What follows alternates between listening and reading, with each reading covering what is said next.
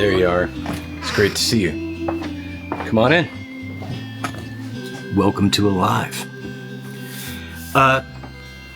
Okay, so I grew up with this idea. It was kind of a cliche, but also kind of, I don't know, sacred. It was called the American Dream. You've heard of it, right? Yeah. What is the American Dream to you?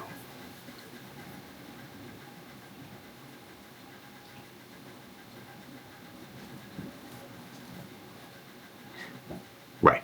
Exactly. Yeah. You work really hard and you go to college and then you get a degree and then you get a job and then you get a house and then you get a pension and then you get a labradoodle and then you have some relative sense of enduring peace. Except it hasn't really worked out like that, has it? I'm making tea. You want tea? Because I feel like a lot of people did exactly that. They went to college, they worked hard, they got a degree, they took on unimaginable, ungodly, legally sanctioned debt that they then carry around for the rest of their lives. And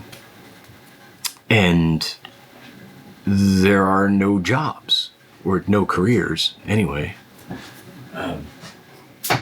Just sort of unending hustle culture, which is really just a knife fight for side gigs, right? That really don't add up to much. And housing is like a fantasy, and renting is like medieval. Here you go. And the thing is, there was supposed to be an answer, though, right? Technology was supposed to save us. The singularity was nigh and abundance would be ours. But just when we thought we were going to catch up, kapow, AI shows up and takes those jobs too. And then we're supposed to what? Be happy about that? Like that's somehow a good thing? Like we're supposed to be grateful to our new robot overlords? I don't know. It seems like a lot. And I guess my question is the American dream still a thing?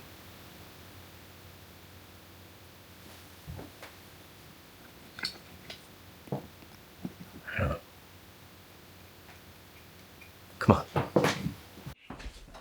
Okay, so our guest today is Congressman Ro Khanna. He's the U.S. Representative from California's 17th Congressional District.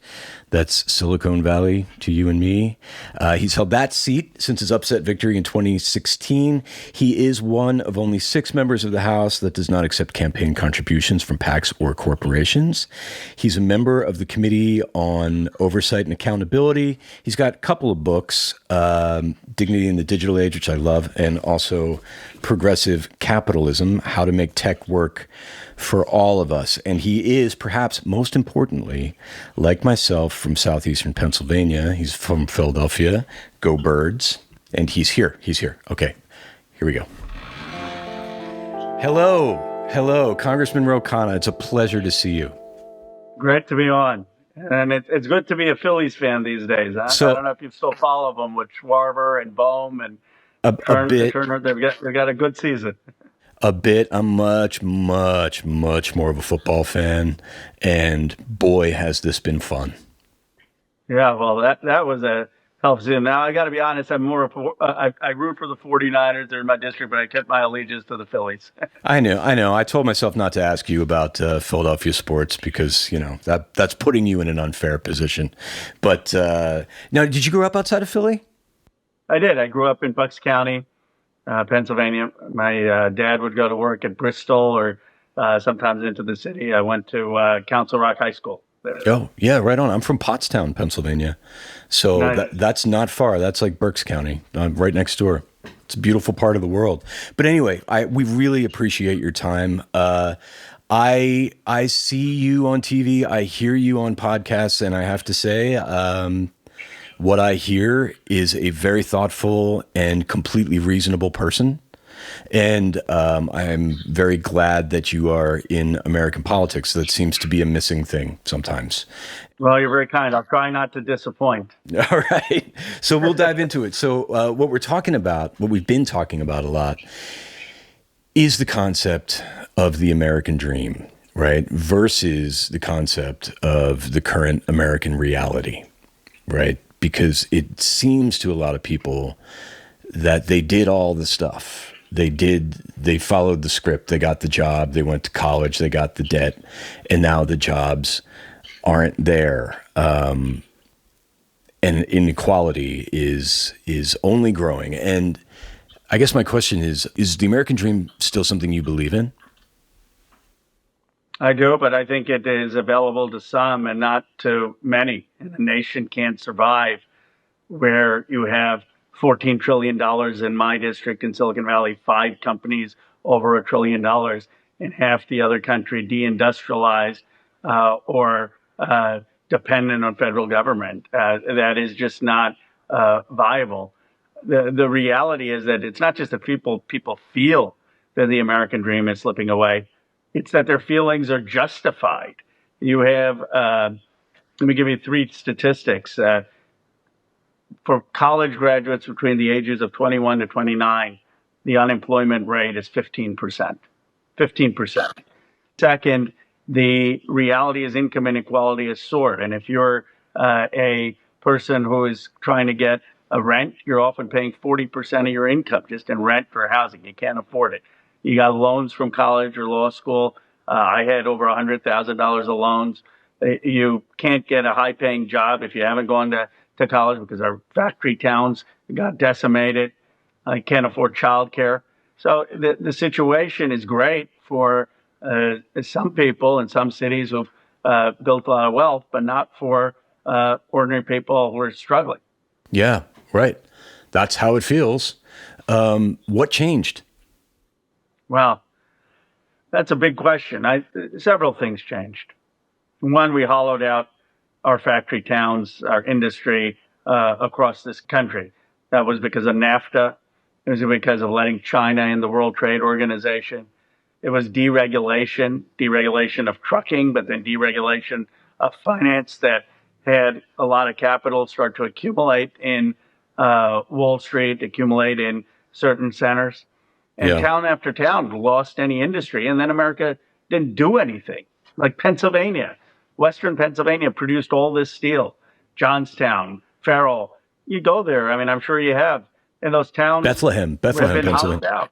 Yeah, They've they been have. hollowed out. And the question is, why didn't we bring new economic prosperity there? Whether it was new manufacturing, whether it was new technology jobs, whether it was new federal investment, private sector investment.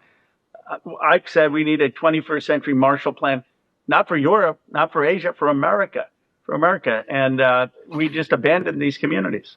It seems, on one hand, we're generating wealth faster than we've ever generated wealth in human history, but the gaps Totally are correct. right, but the gaps are growing and widening and widening and widening, and I worry. I worry because it kind of sometimes feels like there's about three dudes who own the entire internet and they live in your district. You talk to them all the time. Do they have our best interests at heart? Well, look, I think your identification of the problem is exactly correct. And maybe not three folks, but 50 or 100 folks. And Yeah. they have way too much power. And you can't have all of the concentration economic wealth in places like Silicon Valley. You're right, we're producing more wealth than ever in human history. I don't think we can just rely on the benevolence of tech leaders to have Western Pennsylvania in their hearts to care about the heartland. I think what we need is a federal policy, economic policy to say, okay, look, we need some of the technology leaders because you want to create new jobs, places, new industry, new technology, then you need their leadership. But either you're going to be on Team America working for the country, or you're going to face consequences and what I call a new economic patriotism. I've said that we need Silicon Valley to be in service of America, not America to be in service of Silicon Valley. What does that mean concretely? First, we need to tax them more. Tax these billionaires, multimillionaires more, so people can have health care, child care, housing assistance, rent assistance. We have so much wealth. We can afford to have people be able to go to college for free or trade schools for free in this country. Second, we need to be financing new industry in places across America. And if technology leaders want to help build those factories with robotics, with AI, and if they're investing there, great. But we should be taxing the offshoring of jobs and saying, look, partner with us to build industry here. Third, we need to be setting up AI academies everywhere. You've got to, China's racing to have AI literacy. I mean, we need to make sure our young folks understand the technology, not because you have to be a coder, you don't, just because you have to understand the technology to be a plumber, an electrician, a machinist, a nurse. And that's something the private sector can cooperate with. But the bottom line is, I think we've got to come and demand to these technology leaders that you need to be focused on serving this country and building for the country. And if you don't, then you're going to have higher taxes and more regulation. Well, you talk about you were talking about an AI academy and people sort of having more than an ambient knowledge of this technology, but at the same time, Ro, it seems to me it feels like that's just not a thing. Like AI is an exponential curve. Right? It's like trying to catch a rocket with a butterfly net at this point. I'm not going to understand AI. It just feels like all of this technology that is generating new wealth, that is the future, will be sort of necessarily out of reach just by the nature of the kind of technology it is. I hope that makes sense. You know, it's different than plumbing, right? It's different than learning to work on a car. This is technology that is growing at an exponential pace, right? It is, and a couple of points to it. One, to be able to use the AI, to be able to use ChatGPT, is probably not much harder than to be able to learn how to use Google or to learn how to use a smartphone. I do think people can learn that, and the more they learn how to use these tools, the better they can be in the skilled trades, as a nurse, as a home care worker, right? I mean, you got a device, you go to someone's home, you're taking care of someone who's elderly, and the device reminds you about giving them medicine. It tells you, hey, check their blood pressure, take their temperature. Those are all things that can make us better. But we also need regulation, because what scares people about AI is it just going to eliminate my jobs? Is it going to get my kids addicted to social media? We've got to have regulations to make sure that people make decisions, not machines. But I think I don't know if you've got kids, Steve, but for the younger generation, they're going to need to understand, just have a familiarity with it. They don't have to understand calculus and complex math. They just need to understand this technology, so they know they can be the people that's asking questions, saying, how do I use AI to get Steve from 1 million followers on Instagram to 5 million followers on Instagram, because he has important things to say. That'd be great. Those are things you could use it for. Right. This episode is sponsored by BetterHelp. So, when life gets a little too heavy, as it does sometimes, where do you go? Who do you talk to? Do you talk to your friends? Do you talk to your family? Do you talk to your dog? I know I did. That can be really helpful, right? But sometimes you need a different kind of help. I know in my lived experience, I did. And it was ironic because way back when I was on TV, I used to sit in a chair and look at someone right in the face and ask, will you help me? But it wasn't until I did exactly that in my real life that my life started to change, because the person I was talking to was a licensed therapist, trained to be clinically objective and to provide the kind of help that I needed. And that's where BetterHelp comes in. They really can be that first step. They've been helping people find their online match for like 10 years, and they've got a 4.9 rating out of a 1.7 million client session reviews, which is not bad. And as the largest online therapy provider in the world, BetterHelp can provide access to mental health professionals with a diverse variety of expertise. You can find the one with BetterHelp. And our listeners get 10% off their first month at betterhelp.com/SteveAlive. That's betterhelp.com/SteveAlive. So I have a friend who's a professional hair and makeup artist, and she once told me that I have very nice skin and asked me what I do to take care of it. And I said, literally, what do you mean? It's soap. I use 1 bar of soap for everything. And she was horrified, to say the least, and mentioned that I'm not getting any younger and that I am trying to be all over the internet right now and that I should maybe pay more attention to my skincare. I was like, maybe you're right. And I keep hearing about OneSkin from women, from men. It's known for cult favorites like OS1 Body, OS1 Face, OS1 Eye. OneSkin stands out for their science-first approach, delivering hydration, barrier support, and powerful longevity benefits in a single step, which is great because I'm not trying to do all that stuff.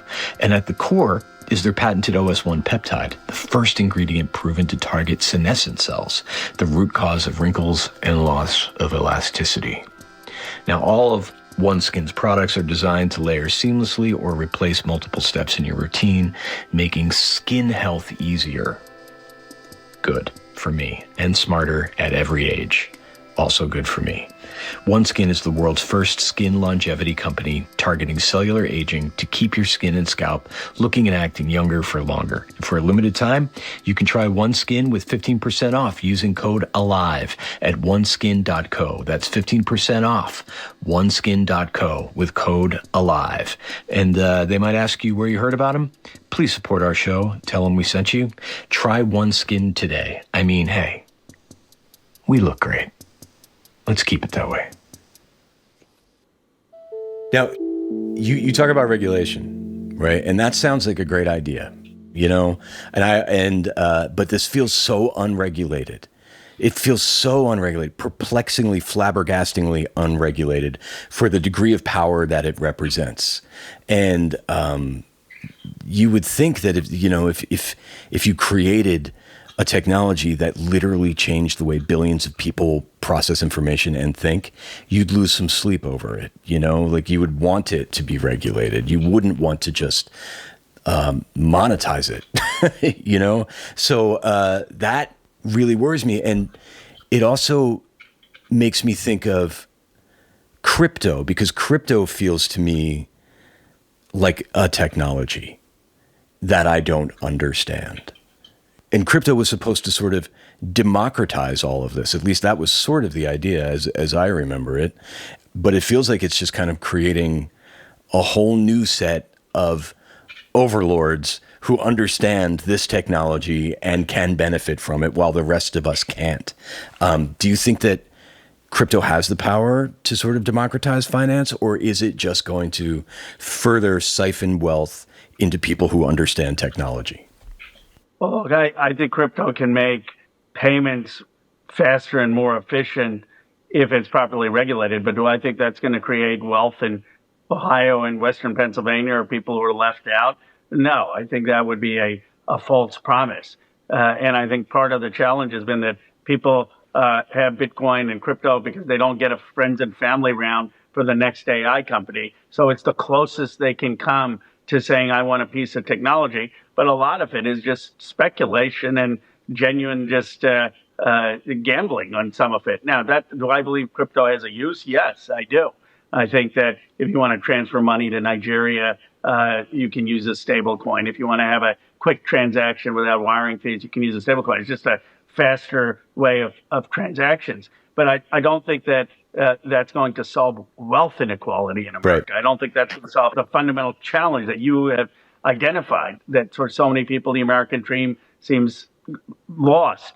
But what I do think will solve that is if we provided everyone with health care, Medicare for all, if we provided people with free trade schools and free colleges, if we had childcare at $10 a day and paid people childcare $20 an hour, if we brought new factories, financed new industries in these communities because of technology, right? You're going to need the racks that are on the data servers. Why can't that be built in America if we are creating the new modern steel? And if we're creating some of the new technology jobs, now you could be anywhere and you have a little bit of understanding of this technology and you can get a good paying job anywhere in the country. And so we have to figure out, we can't stop the digital revolution. Right. It's just not a politician saying that. We can regulate it. We should, Right. but we can't stop it. So the question is, if you're a family, you're in Bucks County, you're in Western Pennsylvania, how do your kids, how do you make sense of this so you can have some economic security? And that's really, I think, our challenge. You said that, crypto is not going to solve wealth inequality, but you may have noticed I'm pretty anxious about all this stuff. And I guess my worry is, will it increase wealth inequality? To me, Ro, it feels nefarious, and I don't know why, but it just feels secret, and it feels like something I don't understand. And there are people in the know that do understand, and they're going to do all these crypto things, and they're going to make all this money, and the rest of us won't, right? So there's a fear that I have that it's actually something that's going to increase wealth inequality. Do you think that's justified?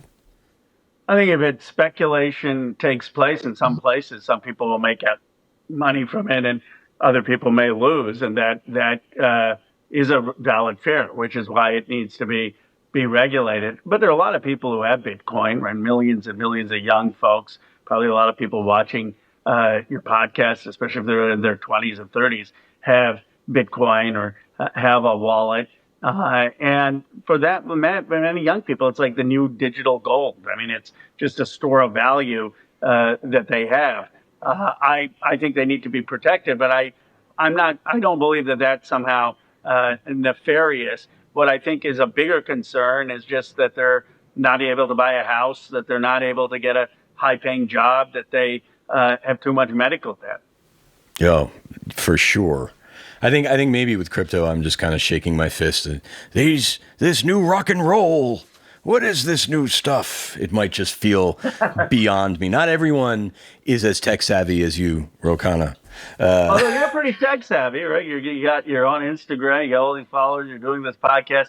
I think the question is just to also demystify some of tech, which is to say, right now, if I'm growing up in a community that hasn't had a lot of wealth, that has had factories leave, I look at the paper, I say Rose District's got 5 companies over $1 trillion, $14 trillion there. Like, this stuff isn't for me. My life isn't improving. And I'm skeptical of tech. I'm skeptical about how do I participate. And if I'm 45, 50 years old, what's upsetting to me is not, okay, I may not have a job. My kids may not have that kind of job.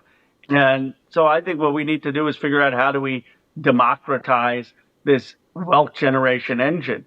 But if you just kind of say, well, let's just not care about this tech revolution and not pay attention to it, you're going to leave out a whole group of Americans from the next greatest wealth generation engine, perhaps in human history. It's like leaving people out of the Industrial Revolution.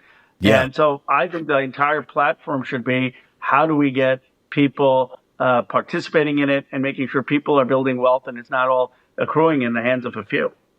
Yeah, tech skepticism is that is how I feel, and probably because now that I'm talking to you, it's probably based in the fact that it is so unregulated. And as tech grows more and more, you said something that I couldn't agree with more, which is that we're not going to stop the digital age, right? We're here. And you talk a lot about dignity in the face of what I consider a technology that is about to swallow us whole, right? And just tell me a little bit about what you think that dignity looks like. What does dignity mean to you as it relates to emergent technology?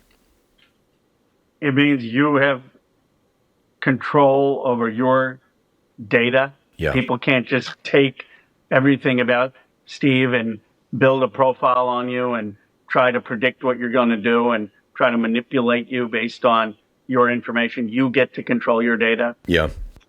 It means that you should have the opportunity to be productive and contribute to society. It can't just be that there's no meaningful work in your community and that all the wealth is being built in other parts of the country. And it means that you should have a say in your workplace about your safety, your pride, your use of technology. You can't just be surveilled on it with having machines tell you when Right. you're checking out, when you're leaving. You should have some ownership, some sense of equity in what you're producing. But I think that what people are losing in dignity in America is one, a loss of control over our own information, and secondly, a loss of control when we go into the workplace. People feel they don't have a fair say. They may have a fair say at a town hall, even though that's questionable with all the millions in super PACs, but they don't have it in the workplace. And I guess those are the places I define dignity. Right, the Bill of Rights. Yeah, like we need to include our basic human rights in this digital sphere, right? And I'm very concerned with how we show up, right? How we show up on a screen, essentially. How more and more as we sort of brand ourselves on social media, especially, and more as we sort of create versions of ourselves that we disseminate through the internet, those count more and more. They matter more and more. They have consequence. And my question is always like, how do we do that and preserve our soul? How do we jump full steam into the global interweb and still have a human soul there? You know, how can we stay human in an internet that is optimized for conflict? Well, I think it's a profound question. I mean, it's the same question they had in the Industrial Revolution, right? How can we Oh, stay human when we've got all this automation, when people are being displaced, and now the table that's being made is no longer an artisan with a particular skill, but it's being mass produced, and human beings are just going to be on an assembly line. How do we stay human and still have art and value and not just become commoditized for capital owners? And I think that the answer with the Industrial Revolution was that we needed laws to protect people. We needed minimum wage laws. We needed collective bargaining and unions. We needed child labor laws. We needed to make sure that workers had a say in how they use technology. I think the answer in the digital age is similar in that we have to prioritize ultimately the human being over the technology. That means making sure that human beings have a say in how to adopt technology so their jobs aren't just eliminated. It means having clear laws against surveillance, clear laws against taking your data and the ethical use of it, clear laws against getting you addicted to algorithms online. I mean, I've been pushing for the Kids Online Safety Act. We can't even get that passed in Congress. We've got social media that's basically getting kids hooked on these platforms and pushing to them things that are dangerous for their mental health. And then, you know, this I think is an important and perhaps the most challenging that I wrote a lot about in Dignity in a Digital Age. You know, Erasmus had talked about the printing press, and everyone thought printing press great, but it led to 100 years of war in Europe because of conflict, because people printed some of the most vile stuff. You want to make Facebook look tame, go read some of the pamphlets that came out right after the printing press. I mean, people literally were talking about killing each other. And Erasmus regrets championing the printing press. It took 100 years to build the institutions of liberal democracy. What does that look like in the digital age? Well, this conversation, I mean, is more constructive than just tweeting out. I'm sure I had angry tweets yesterday where I bashed some other politician. This is probably more constructive. How do we get more conversations in spaces like this on the internet? How do we get more conversations like this in town halls? How do we build the modern architecture of the internet to elevate human values? Right now, and this is the last point, and I want to get your thoughts. The biggest naivete of the tech class, of the tech billionaires, is, oh, we'll just put up these platforms. Everyone can say whatever they want, and there's going to be global peace, and everyone is going to be happy. And it turns out, you know what, there wouldn't be any philosophy if it was that easy. It turns out that when you just put out unregulated platforms where everyone can say anything, and then you juice them to amplify those that are the most sensational and have the most emotional impact, it turns out you don't get the best of humanity, you often get the worst of humanity. And right now we've got the unregulated, unthought internet. And what we've got to do is be intentional about how we shape the internet to have more elevated conversations in our lives. Boom. I agree with everything you just said. You know, I mean, it's some of it's on us. I mean, I agree with you about the regulation. I agree with you about creating an internet that is concerned with human dignity, right? I agree that structurally we have to do something, but some of it's also on us, right? Some of it is on how we show up to the internet, to an internet that is, as I said before, obviously not just maximized for attention, but optimized for conflict, right? How we show up matters. I think in some way we need to show up in this space, this digital space, with enough vulnerability that it ceases to be fun to be such a dick to each other all the time. You know what I mean? Like it seems like we need to show up with a version of ourselves that is prepared to accept flaws in someone else, that's prepared to accommodate a respectful conversation like the one that we're having. And I don't think people go to the internet necessarily for that reason. I think they go to the internet to have a conversation that upsets them. Does that make sense? I agree with you. I think right now people are mad at something and they go and they, spout off on the internet. But you know what's sad about it? And I don't want to get too philosophical, but I'll try this because it's your podcast. There's a guy, Jürgen Habermas, who's a famous philosopher. He came up with this idea called the public sphere.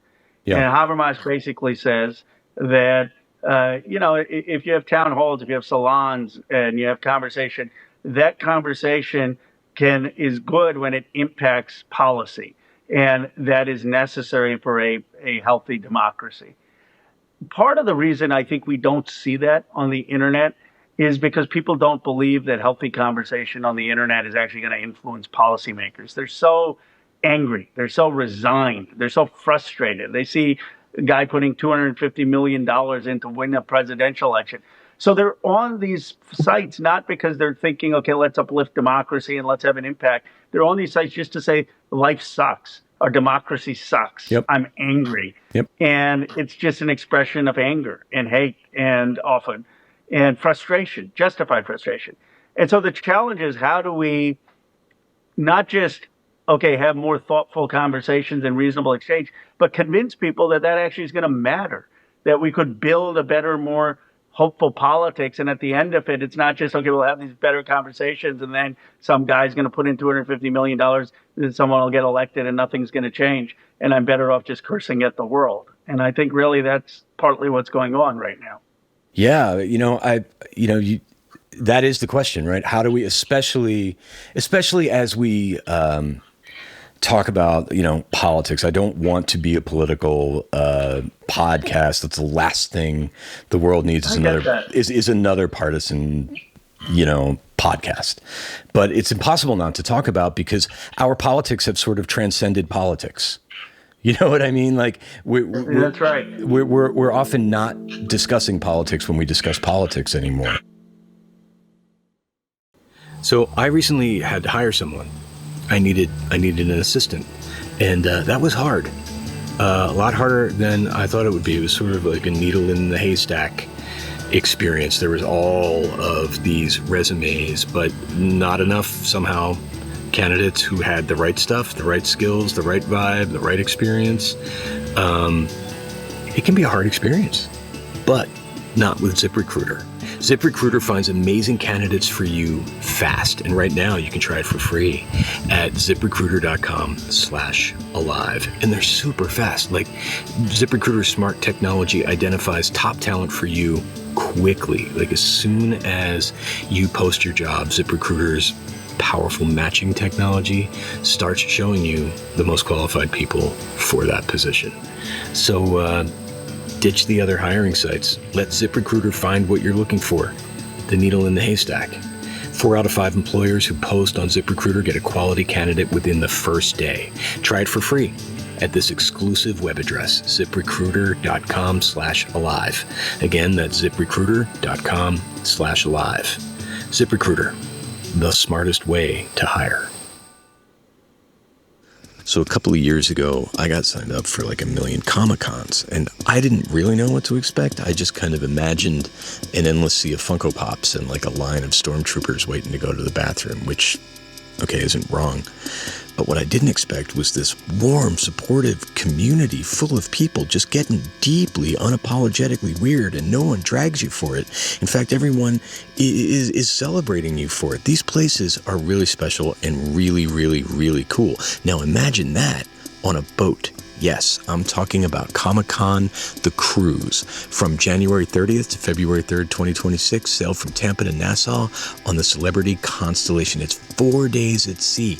You can meet and hang out with fan-favorite celebs, enjoy one-of-a-kind intimate experiences you can't find at other conventions, and you can skip all the lines that the landlubbers have to deal with. There's theme nights, cosplay, artist alley, which is always my favorite, panels, workshops, late-night conversations, parties. It's a big floating community where you can totally be yourself. Food, accommodation, entertainment are included.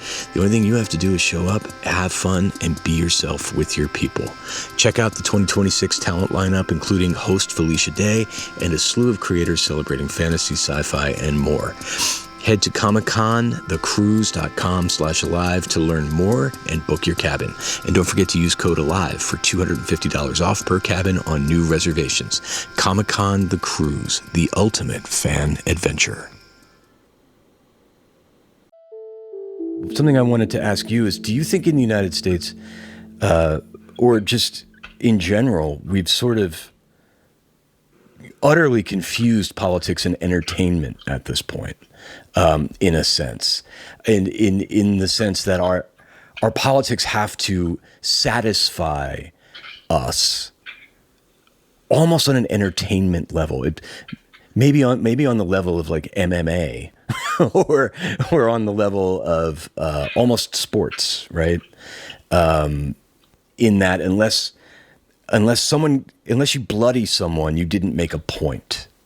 And how do we get from a political discussion that is a circus to political substance online specifically? It's a brilliant question. It's always amazes me that the biggest criteria people say is, well, can you be more funny? A lot of people say, I voted for Donald Trump because he was funny. The biggest political commentators often have a following because of their humor. That's almost, the best path to being a modern politician is not to get a boring law degree. It's go do stand-up comedy and then go into politics. Part of it is a humor because of utter cynicism, right? It's that we don't believe that government is working. When John F. Kennedy was president, 60% approval in government, 60% faith, and so you could have some sense of earnestness, and now earnestness is kind of seen as passé. Be edgy, be funny, because everyone is corrupt, because nothing works, and so ridicule feels liberating, and we enjoy the conflict because we see things as bad, and we see things as needing to be smashed up. I don't know how we rebuild a sense of common purpose, of hope. All I can say is we may be so exhausted and embarrassed by the end of our current era. And that's not a partisan comment. That's not, hey, there's another politician bashing the current president. That's all of us. That maybe something more hopeful comes out of it. Maybe there are multiple registers of the human being. It's not all cynical humor. There are other registers to us, which we have in our families, right? We're not always like in a family. It's not always the guy who's got the slapstick humor who dominates Thanksgiving. He's got like the 5-minute part, but you also have like the profound grandparent who's got wisdom, and you've got the kid who's got idealism, and you got people who are just have goodwill. And it's sort of like our politics is missing the multi-dimension register of the human experience. Wow, I absolutely agree. I don't need my politician necessarily to be funny. That's great if they are, but that's not a requisite for me. I'd rather hear reason and thoughtfulness and compassion and all sorts of other things before I need them to be funny or to entertain me in some way. Governance and entertainment aren't necessarily, they don't need to be the same thing. I sometimes wonder if we're just not used to it yet. We're just not used to the fact that a screen doesn't denote entertainment. Right? Huh. So maybe we are just so conditioned to look at a screen for something that is of small consequence and is of inherent entertainment value. Does that make sense? That we almost don't take it as seriously as we need to. We almost always forget, we tend to forget that when you say something crappy about someone online in the comments section, in aggregate, you're part of harm. Right? There's a person on the other end of that. And it's very easy to forget that, I think, by nature of the fact that it's on a screen. And it's on a screen in an environment that, as I said before, is just so obviously optimized to make us really mad at each other, to keep that engagement going and going and going and going. And I wanted to ask you, is it possible that we are too politically engaged at this moment? And because it seems to me that sometimes I am, right? Like sometimes I feel like I'm too politically engaged at exactly the wrong levels. Like I could tell you exactly a way that some pundit made Ted Cruz feel bad or something like that. But I can't tell you who's on my local school board.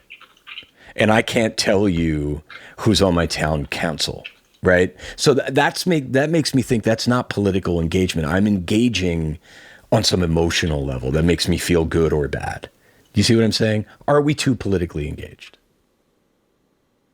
I think we're too engaged to the national theater. I think that's a brilliant point. I never thought of that before, that the idea of being on a screen makes it more performative. From television at first, where, of course, famously Kennedy, where looks and charm and performance starts to matter. And then social media just takes it to the next level, where now everyone is kind of performing. And, and we think kind of there's an authenticity to just speaking. But then if that was the case, why is it that, when you're in school that people say, write an essay, right? Why don't we just do everything orally? It's because when you write, you sometimes say, okay, that's a little bit sloppy. No, I don't just speak my mind. Sometimes when I speak my mind, I say stupid things, and maybe I should think about it and deepen the thought and look at something counter argument. One of the saddest things in our country is we've become a country that reads and writes less. Yeah. That it's all on screen. It's all in sound bites. That there's no long form of argument. And I think, to your point also about engagement, like politically, my engagement started like going to my school board and speaking out against the cuts to funding. And when I was in 10th grade, it was started by meeting my local member of Congress and asking him about the Iraq War back then. And now people's engagement doesn't start in their school, in their community. It starts on this national, global way, and I do think that's there's something not rooted about it that makes it so much easier for me to hurl an insult at Ted Cruz and laugh at him than it would be for me to hurl an insult against a Republican state senator who I'm going to see at church or on a barbecue every other weekend, right? And so there's just become a lack of rootedness in our politics. You know, that's interesting, Ro, because it would be hard.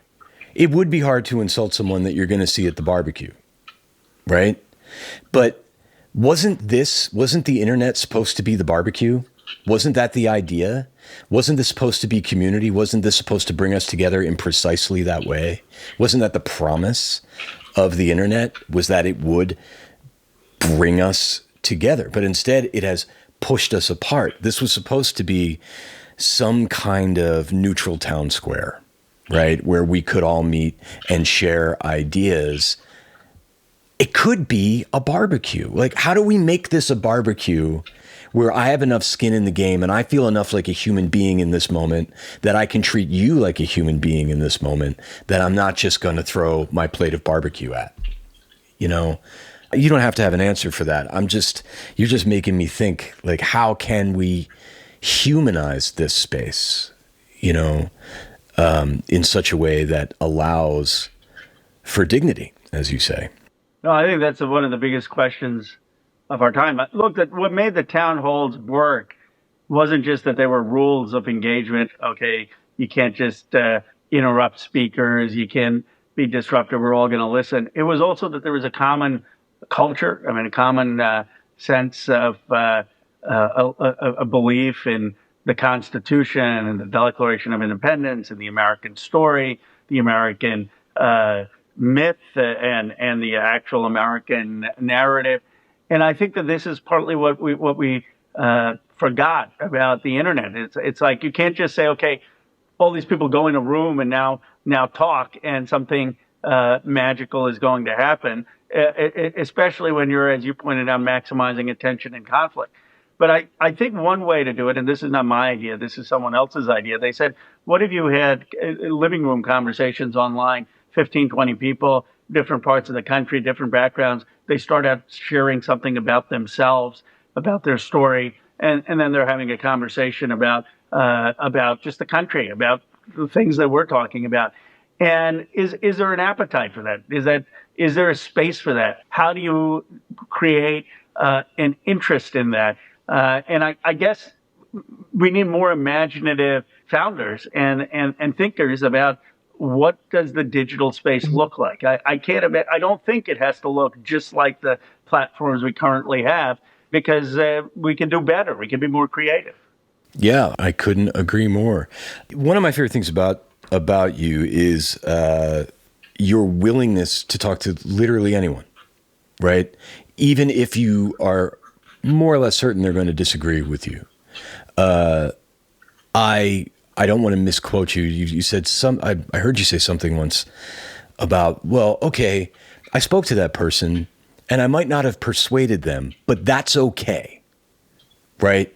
I didn't persuade them to my view, but I presented a reasonable human being, and I presented a rational, respectful conversation.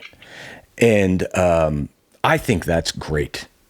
And I think that is a missing vibe, right? And I appreciate that. But what does that look like in practice? You know, how do you do that when the other side is maybe not playing by the same rules? You know, how can you be persuasive when perhaps the person you're talking to considers it a virtue almost to be unpersuaded by anything you're about to say, by any new information you might have? How do you do that? Because you're good at it.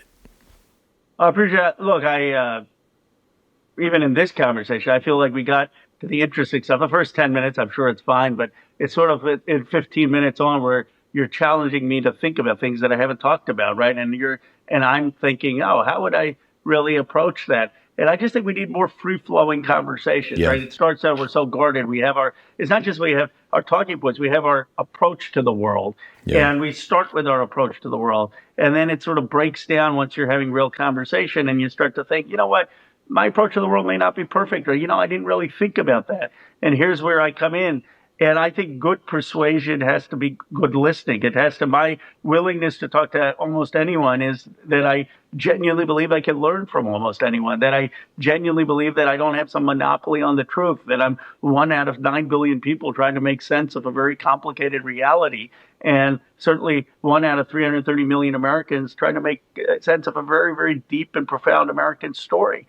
And I think it's the arrogance that makes us not listen. Now, if someone else comes with, well, we don't want to ever admit we're wrong, we're right, we're just going to own the libs, or we don't want to engage in this rational conversation. I guess there are two ways of going about it. One, we could say, well, we want our own version, who's going to fight and punch back, and then we're just going to go have a politics that's further and further polarized, and maybe that's the way the country is going to end up. I guess I'm fundamentally influenced by my grandfather, who believed in satyagraha, was part of Gandhi's independence movement, Right. Which was a movement of truth force in resistance to British colonialism. And they said, ultimately, if you stick to reason and truth and articulating truth as best you see it, that it'll strike at the emotional chord of people, and then that will inspire people, and then eventually you will get people to open their hearts and minds. That I believe the greatest leaders, who are far greater than politicians, Gandhi, Mandela, King, John Lewis, though he did become a politician, have that approach. And I think for those of us who are politicians who are inherently compromised because we're participating in a system where you got to raise money, where you got to beg for votes, we can't ever be them, but we should try to model some of them, especially at this time. What advice do you have for those of us who are anxious? What advice do you have? You're an optimist, by the way, and I love that, right? So, because so am I. Like, at least I try. I try to be an optimist. Do you have optimistic words for the immediate future of the American dream? I think if the country keeps going in this direction, by that I don't mean the current parties and people in office. I mean the last 40 years. Yeah. Watching wealth pile up in the hands of a few in a few geographies, and basically telling most Americans, deal with it, figure it out, then I'm not optimistic. I believe the American dream is going to shrink and be available to fewer and fewer people, and many other people are going to be struggling to get by. But I think that that's also what's going to trigger this anger in the American people, because we're a proud people. We fought a revolution. We overcame the Civil War. We overcame World War II, Nazism, communism. And I think they're saying, look, this is not, we're going to keep throwing you guys out. We don't like any of you on Capitol Hill. We're going to keep throwing you out. We want something to change. And I think as that movement grows, that anger grows, people are going to come to a few key points. I think both parties, hopefully. You got to tax the people who are rich more. You got to get people basic guaranteed health care. We've got to make sure people aren't going into debt to get education. And we've got to really figure out how we're creating jobs in places that haven't had them.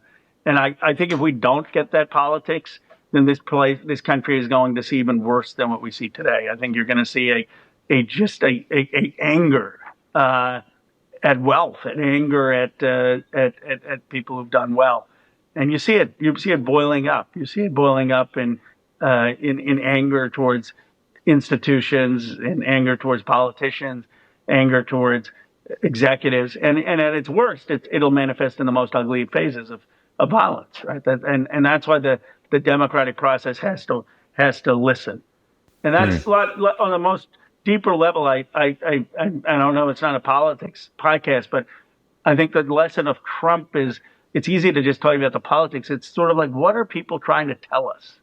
They're trying to tell us they're really angry, they're really hurt, they're really frustrated, and are we registering that?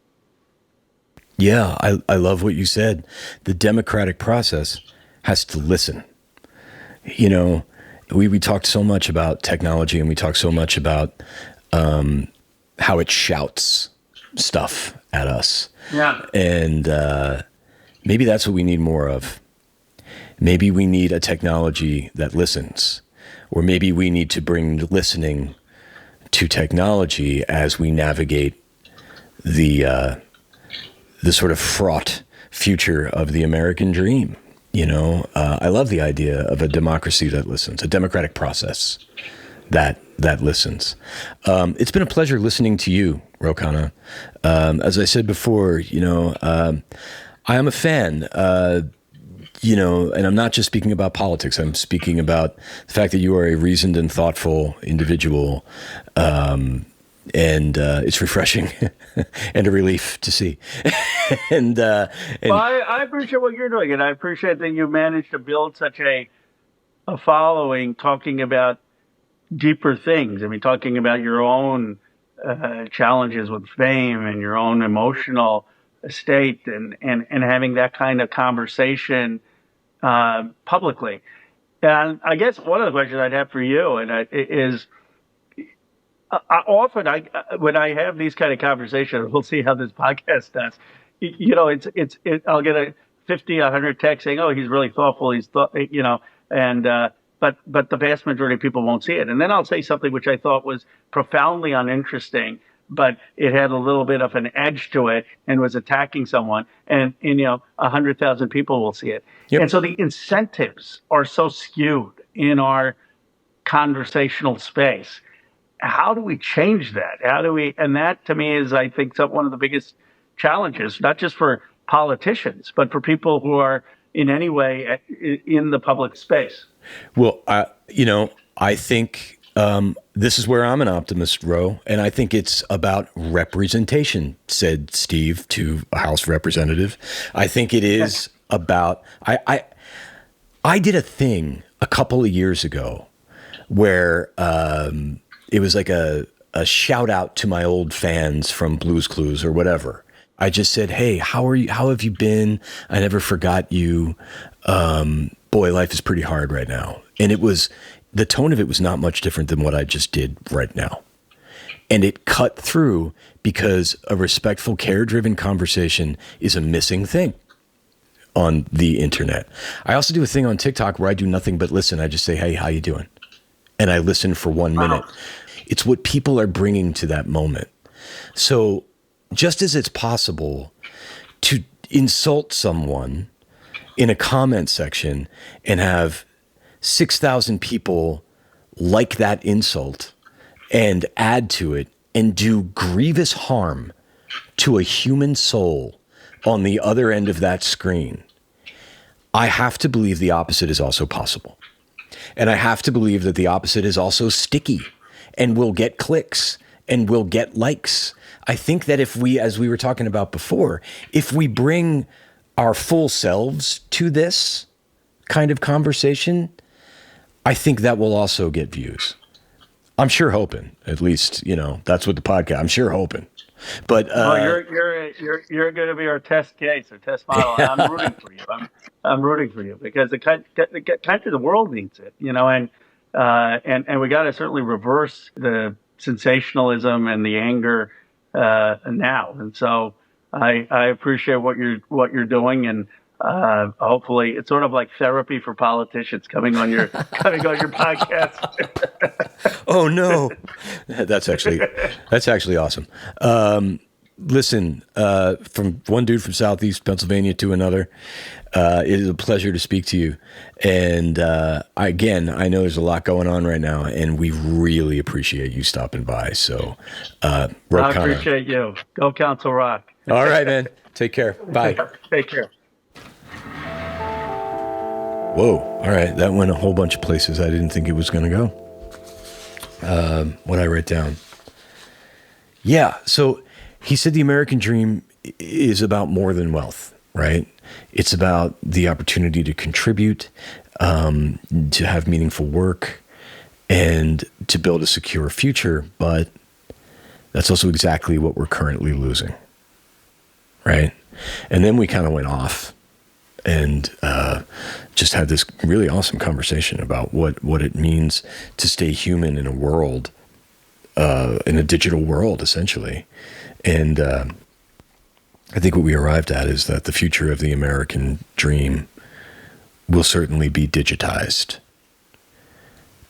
in some way. And then he said that the American dream is dwindling, and that people are not wrong to feel that way. But the good news is that in a democratic process that truly listens to those who are dreaming the dream, it's not too late. The future is still up to us.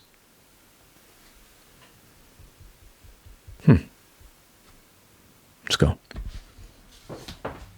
Okay, so we know that this is a time of unprecedented technological advancement, and we know that we're generating wealth faster than any time in human history, right?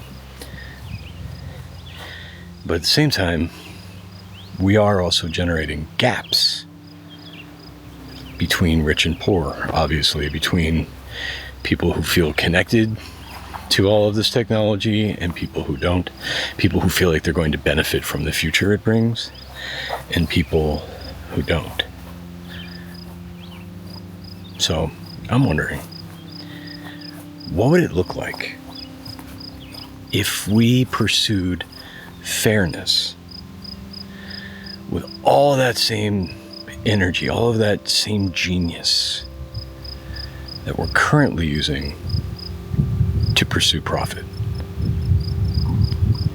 What would that look like? What do you think?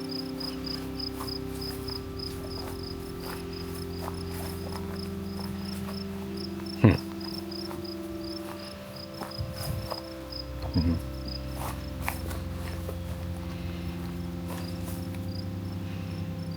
Yeah.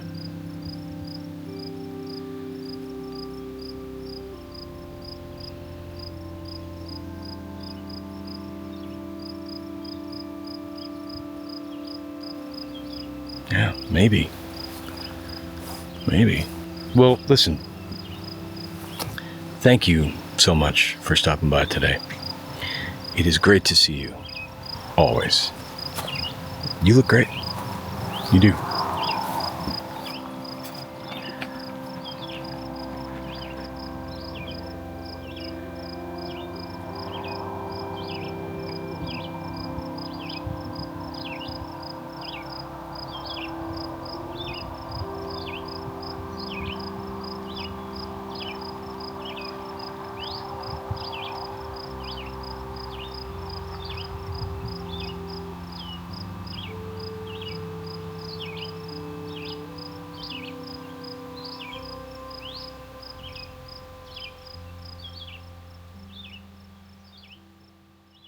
Alive with Steve Burns is a Lemonada Media original. If you haven't subscribed to Lemonada Premium yet, now's the perfect time. You can listen to the show completely ad-free, plus you'll unlock exclusive bonus content from me as I reflect on this episode. Just press subscribe on Apple Podcasts, head to lemonadapremium.com to subscribe on any other app, or listen ad-free on Amazon Music with your Prime membership. That's lemonadapremium.com. Alive is hosted by me, Steve Burns, and produced by Jeremy Slutskin. Our editor is Christopher Champion Morgan. Our associate producer is Akshaz Tharabailu. Audio engineering by James Sparber. Lemonada's SVP of weekly programming is Steve Nelson.